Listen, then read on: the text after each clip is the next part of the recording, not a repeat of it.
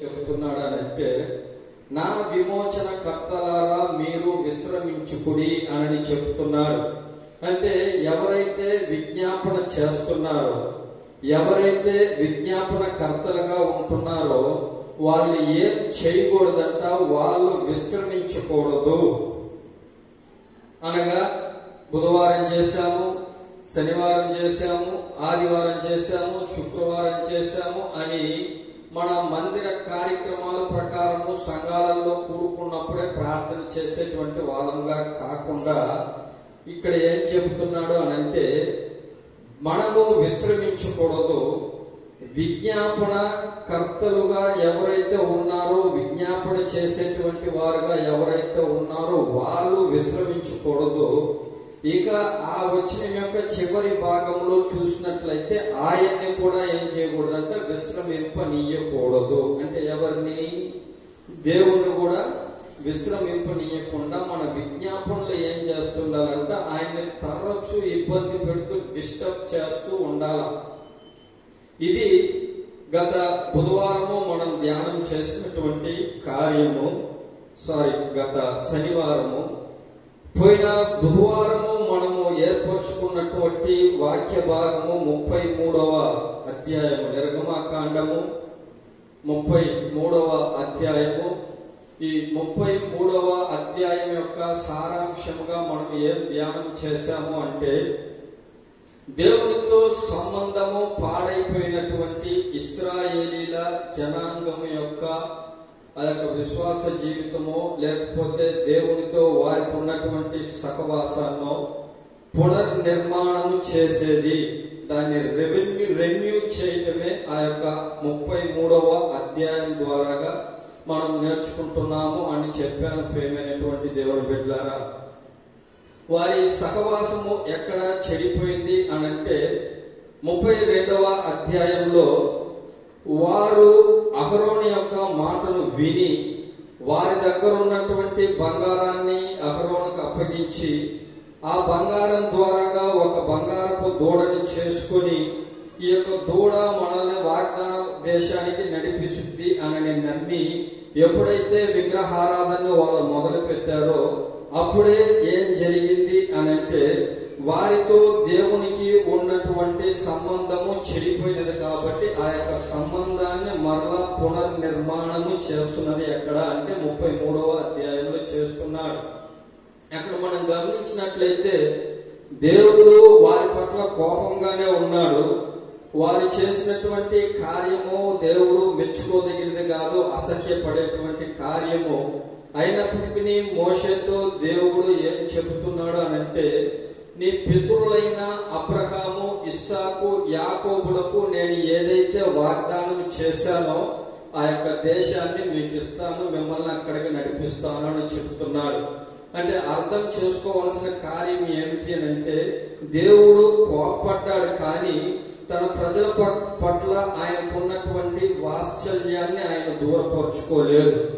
ఆ రెండవదిగా మనం చూస్తే, నేను మీతో రాను కానీ నేనేం చేస్తాను, నా యొక్క దూతను మీతో పంపిస్తాను.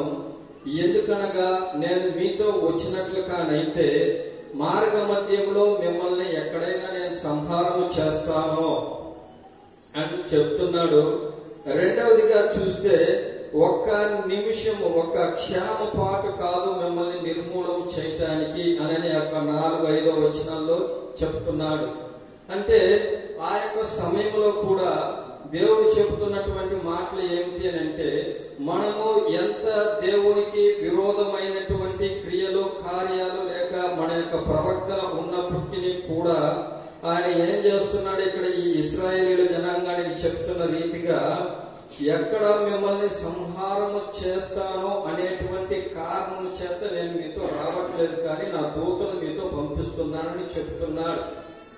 రెండవది, నేను మీకు ఏం చెయ్యాలి అనేటువంటి కార్యాన్ని నేను నిర్ణయించుకున్నటకో లేక తెలుపుకున్నటకో మీ దగ్గర ఉన్నటువంటి బంగారాన్ని, ఆభరణాలన్నీ విడిచిపెట్టమని చెప్తున్నాడు. ఇక్కడే ఈ యొక్క ఇశ్రాయేలీయుల జనాంగం ఏం చేశారు అంటే, దేవుడు ఆయనతో రాను, వాళ్ళతో రాను అన్నటువంటి మాటలకు దుఃఖము కలిగినటువంటి వారై వారికి బహు దుఃఖాన్ని కలిగించేటువంటి మాటగా ఉండి, అయ్యా నువ్వు కానానికి నడిపించిన, పాలు తేనె ప్రవహించేటువంటి దేశానికి నడిపించిన, నువ్వు సకల ఆశీర్వాదాలు మాకు ఇచ్చినప్పటికీ నీవు గాని మాతో రాకుండా ఉన్నట్లు కానైతే, నీవు మాతో లేకుండా నీవు నీ యొక్క దూతను పంపించినట్లుగానైతే అది మాకు అది ఎంత మాత్రము మేలైనటువంటిది కాదు. ఇవన్నీ ఉండి నీవు లేకపోయినప్పటికీ అదేమవుతున్నది అని అంటే మాకు కొదివే అనేటువంటి వారి యొక్క భావాన్ని వ్యక్తము చేస్తూ, దేవుడు చెప్పిన ప్రకారముగా వాళ్ళు ఏం చేశారంటే వారి దగ్గర ఉన్నటువంటి ఆ యొక్క బంగారాన్ని, ఆ యొక్క ఆభరణాలన్నిటినీ మోరేపు కొండ మీద వదిలిపెట్టినట్లుగా చూస్తున్నాం. వాళ్ళు ఏదైతే వదిలిపెట్టారో ఆ యొక్క బంగారము, ఆ యొక్క ఆభరణాలు వదిలిపెట్టారంటే వారు లోక సంబంధమైనటువంటి అలంకరణకు పనికొచ్చేటువంటి ఆ యొక్క బంగారం. ఈరోజు డబ్బున్నోడు మాటండు, దేవుడు స్వస్థత పరిచినా గానీ డబ్బున్నోడు నా దగ్గర డబ్బులు ఉన్నాయి, నేను హాస్పిటల్లో చేరినాను, ట్రీట్మెంట్ జరిగింది, నాకు బాగైంది అంటాడు. కాబట్టి దేవుడు ఏం చేశాడంటే ఈ వెలుపటి అలంకరణలు ఏదైతే ఉన్నాయో, డబ్బులు, గొప్పతనము, ఇల్లు, బంగళాలు, వాకిళ్ళు, కార్లు, బైక్లు ఇవన్నీ వదిలిపెట్టమని చెప్పినప్పుడు ఆ ప్రజలు ఏం చేశారంటే వాళ్ళు లోబడి వాటిని విడిచిపెట్టినట్టుగా మనం చూస్తున్నాం. ఆ తర్వాత మోషే తన యొక్క గుడారాన్ని వెలుపల అనగా పాలెముకు వెలుపల ఆ యొక్క గుడారాన్ని ఆయన నిర్మించి, ఆ యొక్క గుడారానికి ప్రత్యక్ష గుడారము అని పేరు పెట్టి అక్కడ ఏం చేస్తున్నాడంటే ఆయన దేవునితో ముఖాముఖిగా మాట్లాడుతున్నారు. ఈ జనముల మధ్యలో, ఈ జనాల్లో ఎవరైతే దేవుణ్ణి నిజముగా వెతకాలి అనేటువంటి ఆశ ఉన్నటువంటి వారు, దేవుని కొరకు ప్రయాసపడినటువంటి వారు, దేవుణ్ణి వెదికేటువంటి స్వభావం కలిగినటువంటి వారు ఏం చేశారంటే ఈ గుంపులో ఉన్నటువంటి వారిలో నుంచి దేవుణ్ణి వెతకాల అనేటువంటి కోరిక కలిగినటువంటి వారు వారిలో నుంచి వాళ్ళని వేరుపరుచుకొని ఆ యొక్క గుడారము, ప్రత్యక్షత గుడారము ఉన్నటువంటి గుడారం వైపు వారు పోయారు. ప్రియమైనటువంటి దేవుని బిడ్డలారా, ఈ ప్రకారముగా గుడారంలోనికి మోషే వెళ్ళినప్పుడు దేవుడు మోషేతో ఒక స్నేహితుడితో మాట్లాడుచున్నట్లుగా ముఖాముఖిగా మాట్లాడుచున్నటువంటి సమయంలో ఆ గుడారములో మోషే యొక్క సహచరుడును మరియు నూను కుమారుడైనటువంటి యెహోషువ ఉన్నట్లుగా మనం చూస్తున్నాం. అప్పుడు 15వ కీర్తనలో 12 విషయాలు మనం చెప్తున్నాడు. నీ యొక్క గుడారంలో నివాసము చేయుటకు తగినటువంటి వాడు ఎవడు అని అన్నప్పుడు 15 క్వాలిటీస్ అక్కడ దేవుడు చెప్తున్నాడు. ఇది గత బుధవారం నాడు మనం ధ్యానం చేశాం. ప్రియమైనటువంటి దేవుని బిడ్డలారా, ఇప్పుడు 33వ అధ్యాయం 12వ వచనాన్ని మనం చదువుదాం. 12-13 వచనాలు.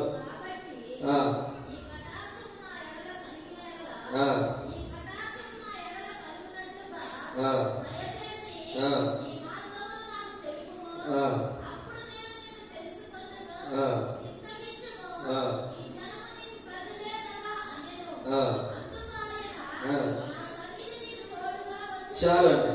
ఈ 12-13 వచనాలు మనం చదివినట్లుగానైతే మోషే ఏం చేస్తున్నాడో ప్రార్థిస్తున్నాడు. అక్కడ ఎవరి దగ్గర ప్రార్థిస్తున్నాడు? యెహోవా దగ్గర ప్రార్థిస్తున్నాడు. మనము 1 తిమోతిలో చదివిన ప్రకారముగా మనుషుల అందరి కొరకు దేవుడు ప్రార్థన చేయమని చెప్తుంటే దానికి సాదృశ్యంగా ఉన్న రీతిగానే ఇక్కడ ఏం చేస్తున్నాడు అనంటే మోషే తన యొక్క ప్రజల కొరకు ప్రార్థన చేస్తూ ఉన్నాడు. దేవునితో ఆయన అడుగుతూ ఉన్నాడు, దేవునితో ఆయన మొరపెడుతూ ఉన్నాడు. దేవుణ్ణి ఏం చేస్తున్నాడు అనంటే ఆయన పదే పదే ఆయన విసిగిస్తూ ఉన్నాడు. ప్రియమైనటువంటి దేవుని బిడ్డలారా, ఎందుకంటే దేవుడు ఆల్రెడీ ఒకసారి మోషేతో చెప్పేశాడు, అయ్యా నేనైతే నేను రాను మీతోటి. ఎందుకు మీతో నేను రాను అనంటే ఆ 3వ వచనంలో లేకపోతే 2వ వచనంలో మనం కానీ చూస్తే మీరు మాట వినని ప్రజలు గనక నేనేం చెయ్యను అని అంటే మీతో రానని చెప్తున్నాడు. దేవుడు చాలా పర్ఫెక్ట్ గా చెప్తున్నాడు, మీరు మాట వినరు. நீங்கள் వనంగా కழுతుల్ల మక్కలా ఇరుకరిదినాల్. వీళ్ళు ఎట్లాంటి వాళ్ళనంటే వాళ్ళు తల వంచినటువంటి వాళ్ళు. ఒక గుర్రమో లేకపోతే ఒక ఎద్దో అడ్డం తిరగాలి అని అనుకునిందంటే మనం దాన్ని ఎంత కొట్టినా కానీ అది ఏం చేయదంటే తల వంచదు, అది మెడ వంచదు, అది సింహరిస్తానే ఉంటుంది. అలాగూ దానికి సాదృశ్యంగా దేవుడు తమిళ్లో ఏం రాస్తున్నారనంటే, మీరు మెడ వంచని ప్రజలు గనుక, మీరు చెప్పిన మాట వినేటువంటి ప్రజలు కనుక నేనేం చేయనంటే మీతో నేను రాను అని చెప్తున్నాడు. కానీ నేను మీతో రాకపోయినప్పటికీ మిమ్మల్ని నట్టేట్లు అట్లే నేను వదిలిపెట్టను. మీతో ఏం చేస్తానో నా యొక్క దూతను నేను పంపిస్తాను. నా దూత ఏం చేస్తుంది అని అంటే, అదే నిర్గమకాండం 23వ అధ్యాయంలో మనం చదివినట్లుగా ఈ దూత వారికి ముందుగా పోయి అక్కడ ఒక 5 తెగల వారిని చూపిస్తున్నది. వాళ్ళందరినీ సంహారం చేసేటువంటి కార్యముగా చెబుతున్నాడు. ఎంత వాగ్దానము ఇచ్చినప్పటికీ మోషే ఏం చేస్తున్నాడు అని అంటే, దేవుడితో ఇంకనూ విజ్ఞాపన చేస్తా ఉన్నాడు. ఏం చేస్తా ఉన్నాడు?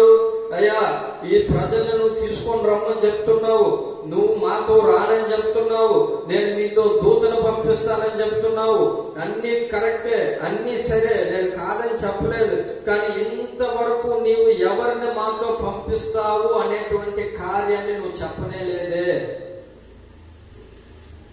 ఏం చేస్తున్నాడు అని అంటే, తన జనుల కొరకు ఆయన విజ్ఞాపన చేస్తా ఉన్నాడు.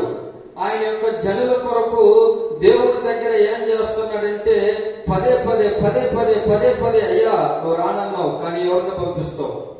నువ్వు రానన్నావు, నువ్వు ఎవరిని పంపిస్తావు? నువ్వు రానన్నావు, మరి మా పరిస్థితి ఎట్లా? నువ్వు కానీ రాకుండా కానీ ఉన్నట్లయితే ఈ ప్రజలు నువ్వేం చేయకూడదు, ఏం నుంచి నువ్వు వచ్చి తీసుకొని పోకూడదు.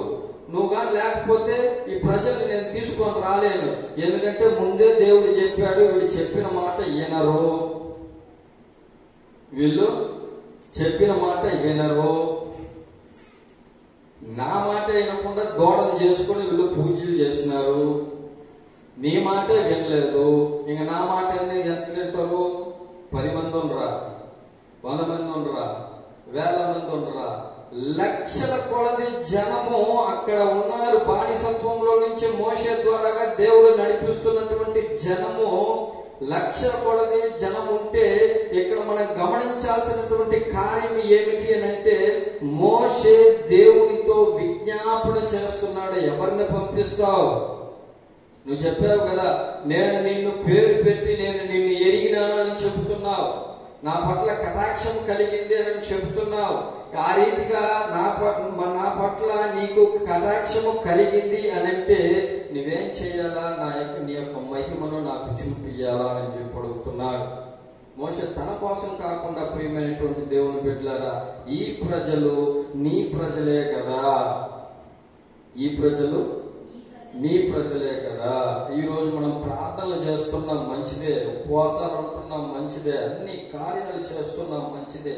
కానీ దేవునితో పెనుగులాట ఆడేటువంటి ఒక అనుభవంలో ఉందా అని అంటే లేదు. మనిషిని యొక్క జీవితం ఏ రీతిగా మారిపోయింది అని అంటే మెకానికల్ లైఫ్ అయిపోయింది. వేగం ఇచ్చినమంటే ఎట్లా ఒక వాల్తలా తిరుగుతా ఉండతో, పొద్దున్నే లేస్తే ఒక ప్రార్థన, పనికి పోయేటప్పుడు ఒక ప్రార్థన, బండి మీద చేపెట్టినప్పుడు ఒక ప్రార్థన, నైట్ ఇంటికి వచ్చినప్పుడు ఒక ప్రార్థన, అయిపోయింది పని. కానీ దేవునితో మోషే పెనుగులాడుతున్నాడు, దేవునితో మోషే గోజాడుతున్నాడు. ఈ పెనుగులాట, నేను చెప్పాను కదా, ఒప్పుకొని ఉంటున్నాడు. ఈ యొక్క స్వభావము ఎప్పుడు వస్తున్నది అని అంటే, మానవాళికి దేవునితో దగ్గరి అనుబంధము కలిగి సహవాసము చేసేటువంటి ఆ యొక్క అనుభవంలోనికి వస్తేనే ఈ రీతిగా మనం కూడా ఏంటంటే దేవునితో మనం పెనుగులాడగలుగుతాం. ప్రేమైనటువంటి దేవుని బిడ్డలారా, చివరికి దేవుడు ఏం చెప్తున్నాడంటే, నా మహిమ మీకు తోడుగా వస్తుంది అని చెప్తున్నాడు. ఎప్పుడు చెప్తున్నాడు? ఈ యొక్క మోషే దేవుడిని పదే పదే పదే పదే పదే పదే పదే పదే ఏం చేస్తున్నాడంటే ఆయనతో వాదిస్తున్నాడు, ధైర్యం చేసుకున్నాడు. నేను అడుగుతాను, నేను అడుగుతాను, నేను అడుగుతాను, ఈ రోజు ఎప్పుడైనా దేవా నువ్వు ఇచ్చేంత వరకు నేను అడుగుతానే ఉంటాను. ఒక సమస్య గురించి మనం ప్రార్థన చేసినప్పుడు దానికంటే పెద్దది ఇంకోటి ఏదన్నా వచ్చినప్పుడు పాతది మర్చిపోతాం, మళ్ళీ కొత్తది పట్టుకుంటాం. ఇప్పుడు దీనికంటే ఇంకొక పెద్దది వచ్చిందంటే దీన్ని మర్చిపోతాం, దాన్ని పట్టుకుంటాం. ఇప్పుడు లేదంటే హఠాత్తుగా ఒక సంతోషకరమైనటువంటి కార్యంగా జరిగిందంటే ఇవన్నీ వదిలిపెడతాం. కానీ ఏం చేస్తామనంటే ఆ సంతోషాన్ని పట్టుకుంటాం. ఇక్కడ ఈ ఇశ్రాయేలీల జనం యొక్క మనస్తత్వం ఎలాగున్నదంటే నీవు అన్ని ఇచ్చినా నీవు కాని లేకపోతే అది మాకు లోటే. మోషే యొక్క ప్రార్థన ఏ రీతిగా ఉందంటే, అయ్యా ఈ ప్రజలు నీ ప్రజలు కారా, నువ్వు వాగ్దానం చేసినటువంటి వాడివి కదా, నువ్వు హామీ ఇచ్చినటువంటి దేవుడువు కదా, నేను నిన్ను పేరు పెట్టి ఎరిగినాడని చెప్పినావు కదా, నీవు నీ పట్ల నాకు కటాక్షం కలిగిందని చెప్పినావు కదా, నీవు దూతని నువ్వు ఒక దూతను పంపిస్తే మాకేం ప్రయోజనమయ్యా? అది నేను ఎవరిని పంపిస్తున్నావు చెప్పు ప్రభువా. ఈ రోజు ప్రియమైనటువంటి దేవుని బిడ్డలారా, మనం ఆడేటువంటి పెనుగులాట, మనం చేసేటువంటి విజ్ఞాపన ఏ రీతిగా ఉండాలా అని అంటే మోషే ప్రార్థన చేసిన రీతిగా నీవు పంపిస్తానన్నావు. కానీ నువ్వే ఎంతమందిని పంపించినా నీవు లేకపోతే నాకు అది లోటే. నువ్వు ఉద్యోగం ఇచ్చి నువ్వు లేకపోతే నాకు లోటే, నా అప్పులు తీర్చి నువ్వు లేకపోతే నాకు లోటే, నీ స్వస్థతనిచ్చి నువ్వు లేకపోతే నాకు లోటే, నువ్వు సకల ఐశ్వర్యాలు ఆశీర్వాదాలను ఇచ్చి నువ్వు లేకపోతే నాకు లోటే ప్రభు అనేటువంటి ఉన్నతమైనటువంటి కోరికలను కోరేటువంటి వారముగా ఈ దినము మన యొక్క విజ్ఞాపనలో ఉండాలి. ప్రియమైనటువంటి దేవుని బిడ్డలారా, 14వ వచనం నుండి 17వ వచనం వరకు మనం చదివితే మోషే యొక్క ప్రార్థనకు దేవుడు అక్కడ జవాబిస్తున్నాడు.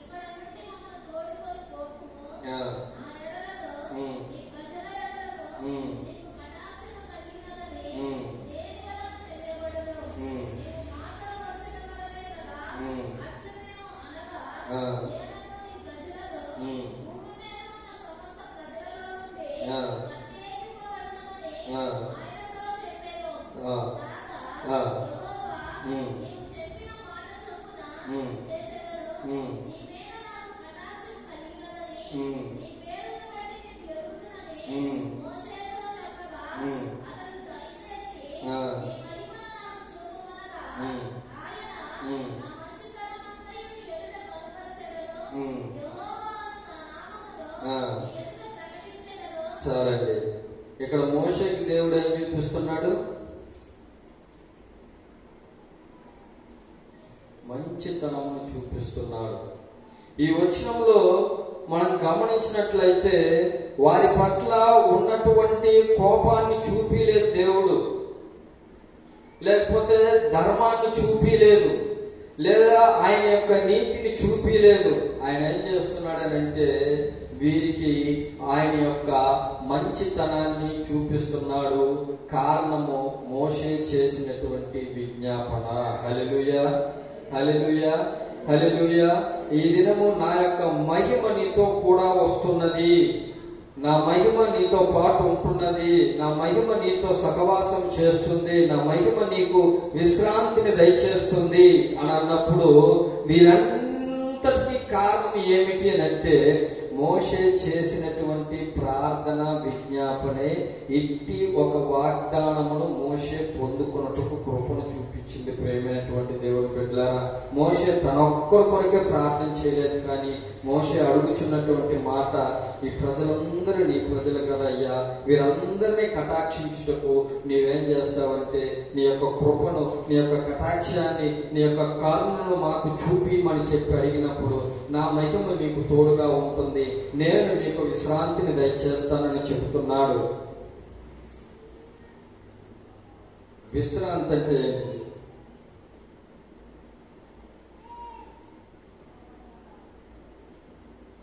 వాక్యపరంగా లేక బైబిల్లో చెబుతున్నటువంటి విశ్రాంతి, మనం పనికి పోయి వచ్చి అలసట తీరేదనుకో లేకపోతే వేరే ఇంట్లో పనులు చేసుకొని అలసట తీరేదానికో ఒక 15 నిమిషాలు మనం ఇంట్లో కూర్చుంటామో లేకపోతే పనుకుంటామో రిలాక్స్ అవుతామో ఆ విశ్రాంతి కాదండి ఇక్కడ దేవుడు చెప్తుంది. దేవుడిచ్చే విశ్రాంతి ఎట్లాంటి విశ్రాంతి అని అంటే అది టెన్షన్ ఫ్రీ లైఫ్. అది ఆ యొక్క విశ్రాంతిని కానీ పొందుకున్నట్లుగానైతే రేపు ఏం సంభవిస్తుందో అనేటువంటి ఆ యొక్క ఆందోళన మనకు ఉండాల్సినటువంటి అవసరం లేదు. ఈ విశ్రాంతిని పొందుకున్నట్లుగానైతే రేపు నేను ఏం చెయ్యాలా అనేటువంటి అవసరం మనకు ఉండదు. ఎందుకంటే దేవుడు మనకు విశ్రాంతిని దయచేస్తున్నాడు కాబట్టి మన యొక్క సకల ఈ యొక్క కార్యాలన్నీ కూడా ఏం చేస్తారంటే దేవుడే చూసుకుంటాడు. ప్రియమైనటువంటి దేవుడి బిడ్డలారా, ఇక్కడ మోషే ఆడినటువంటి పెరుగులాటకు దేవుడు ఏం చేస్తున్నాడు అంటే మోషేకి జవాబును దయచేస్తున్నాడు. ఇక్కడ మనం నేర్చుకోవాల్సినటువంటి కార్యము లేకపోతే మనం నేర్చుకోవాల్సినటువంటి విషయం ఏమిటి అని అంటే, మనం ఒకసారి యాకోబు యొక్క ప్రార్థన మనం కానీ గుర్తు చేసుకున్నట్లయితే 32వ అధ్యాయంలో ఆదికాండంలో చదవద్దు. తెల్లవారుతున్నది, నేను పోవాలా అంటున్నారు. కానీ యాకోబు పట్టుదలతోటి వదిలిపెట్టకుండా ఏం చేస్తున్నాడు అని అంటే, నీవు నన్ను ఆశీర్వదిస్తే కానీ నేను ఈ యొక్క స్థలం నుంచి నిన్ను పోనీనంటున్నాడు.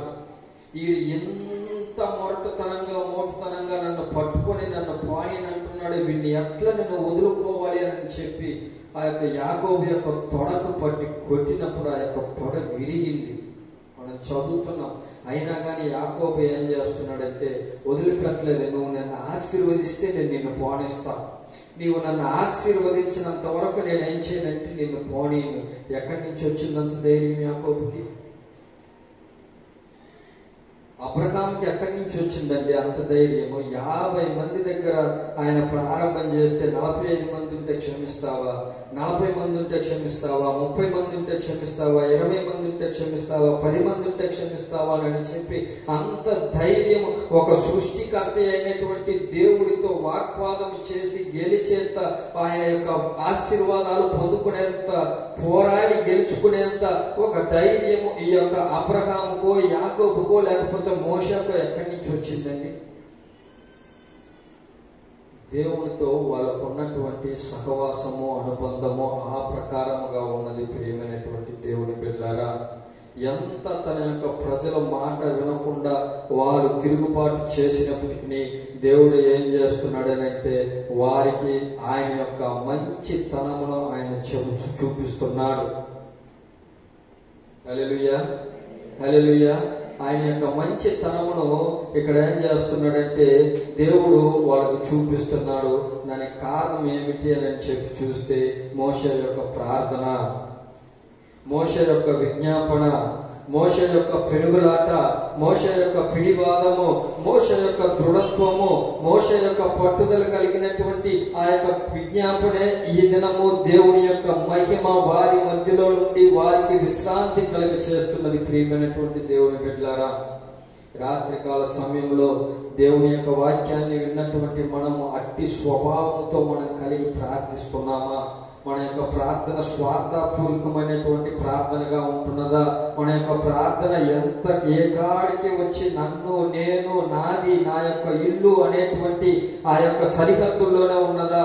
లేకపోతే మోషే వలె నా యొక్క జనుల కొరకు నేను ప్రార్థించాలంటే అనేటువంటి ఆ యొక్క గొప్ప ఉద్దేశంతో మన యొక్క ప్రార్థన ఉందా? ప్రియమైనటువంటి దేవుని బిడ్డలారా, లేకపోతే దేవునితో పెనుగులాడేటువంటి ఆ యొక్క అనుభవం మనకు కలిగి ఉన్నదా?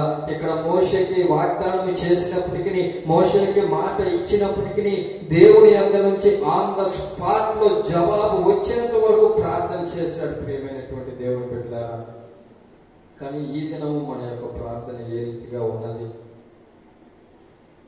ఈ దినము మన యొక్క విజ్ఞాపన జీవితం ఏ రీతిగా ఉన్నది? ఒకసారి మనల్ని మనం పరీక్ష చేసి చూసుకుందాం. ప్రియమైనటువంటి దేవుని సంగమా, ఇంత మాత్రం కాకుండా మోషే దేవుడికి ఇంత దగ్గరగా వచ్చి ఆయన సమీపమైనటువంటి కారణం కొరకే ఒక గొప్ప జనాంగము, దేవుడి యొక్క మహిమను చూసినటువంటి జనాంగము 40 సంవత్సరాల ఆ యొక్క అరణ్యంలో ఒక లైట్ లేదండి, జనరేటర్ పెట్టి కూడా లైట్ వెలిగించేదని కాదు. ల్యాంప్ పోస్టులు పెట్టి లైట్ వేసేదని కాదు. కరెంటు లేదు, ఏసీ లేదు, ఫ్రిడ్జ్ లేదు, ఏది లేనప్పటికీ వారికి ఆకలి కాకుండా, దప్పిక కాకుండా దేవుడు ఏ రీతిగా వాళ్ళని నడిపించాడు అని అంటే మోషే యొక్క విజ్ఞాపన, ఆ యొక్క విజ్ఞాపనకు దేవుడు చేసినటువంటి వాగ్దానమే. ప్రియమైనటువంటి దేవుని బిడ్డలారా, ఈ రోజు అనేకమైనటువంటి ఇట్టి విజ్ఞాపనలకు మనం ప్రార్థన చేయబోచున్నాం. కాబట్టి మనల్ని మనం ఒకసారి పరీక్షించుకుందాం. ప్రియమైనటువంటి దేవుని బిడ్డలారా, తిమోతి పత్రికలో చెప్పిన ప్రకారంగా సంపూర్ణ భక్తితో మనం ప్రార్థించాలి. ఎవరమైతే ప్రార్థించబోచున్నామో, ఎవరమైతే విజ్ఞాపన చేయబోచున్నామో, మనం ఏ రీతిగా ఉండాలి అని అంటే సంపూర్ణమైనటువంటి భక్తి కలిగినటువంటి వారంగా ఉండాలి. రెండవది, జనుల అందరి కొరకు మనం ప్రార్థించేటువంటి భారము మన మీద ఉందని మనం గుర్తెరగాలి. ప్రియమైనటువంటి దేవుని బిడ్డలారా, అంత మాత్రం కాకుండా రాజుల కొరకు, అధికారుల కొరకు మనం ప్రార్థించే వాళ్ళంగా ఉండాలా. ప్రాముఖ్యంగా ఎప్పుడైతే మనం ఈ కార్యాలన్నిటి నిమిత్తమై మనం ప్రార్థిస్తామో అప్పుడే మన యొక్క జీవితము ఏ రీతిగా ఉంటున్నది అని అంటే ఆనందకరముగా ఉంటున్నది. మనం ఆనందకరముగా ఉండే నిమిత్తము మనం ఏం చెయ్యాలి అని అంటే వీరందరి నిమిత్తము మనం ప్రార్థించేటువంటి వారంగా ఉండాలి. ఇంకా తిరుగుబాటు చేసేటువంటి వారి నిమిత్తం మనం ప్రార్థించేటువంటి వారముగా ఉండాలి. ఇంకా దేవుని సన్నిధికి దూరముగా ఉన్నటువంటి వారి నిమిత్తమై మనం ప్రార్థించేటువంటి వారముగా ఉండాలి. సరి అయినటువంటి దేవుణ్ణి గుర్తెరగకుండా ఇటు అటు కొట్టుమిట్టాడుకుంటూ మనుషులు కల్పించేటువంటి మాటలకు, మాయోపాయాలకు వారు లోబడినటువంటి వారుగా ఉండి వారి యొక్క స్థితులను మర్చిపోయేటువంటి వారి నిమిత్తమే మనం ప్రార్థించేటువంటి వారముగా ఉండాలి. ప్రియమైనటువంటి దేవుని బిడ్డలారా, ఒక్కసారి మనం మోకరిద్దామా? రాత్రికాల సమయంలో కూడా ఈ యొక్క విజ్ఞాపన ఆరాధనలో కొన్ని విజ్ఞాపనల కొరకు మనం ప్రార్థిద్దాం.